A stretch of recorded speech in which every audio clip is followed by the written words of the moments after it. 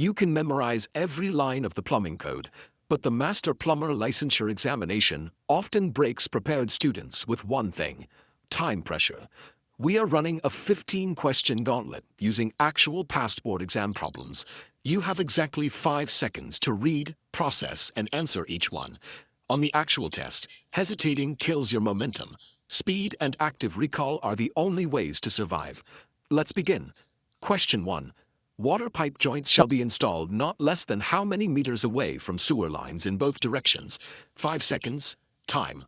Answer B. 3.0 meters. This standard trench separation prevents contamination. Next, questions 2 through 5 hit pipe sizes, depths, and codes. Recalling these rote measurements banks the crucial minutes you'll need later for heavy calculation problems. Question 6. Schematics. Identify item 76 in this lavatory trap seal diagram. 5 seconds. Time. Answer B. Plus pressure. The arrow shows air pushing up, fighting the water seal.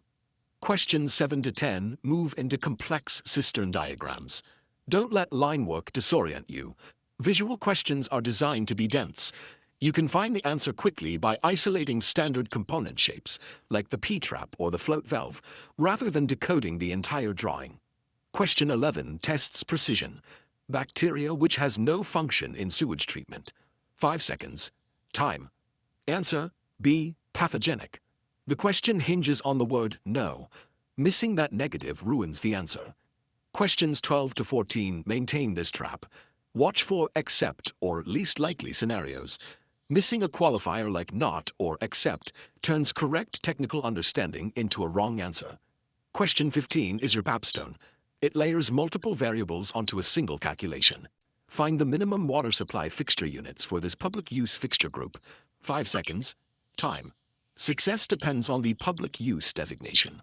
Applying residential multipliers misses the code standard entirely. Let's check your standing. A perfect 15 puts you in the master tier. 10 to 14 means you're on a good track, and anything below 10 means you need to keep drilling these codes. Drop your score in the comments below. If the timer caused you to freeze, that's exactly what you need to work on. Keep running these drills.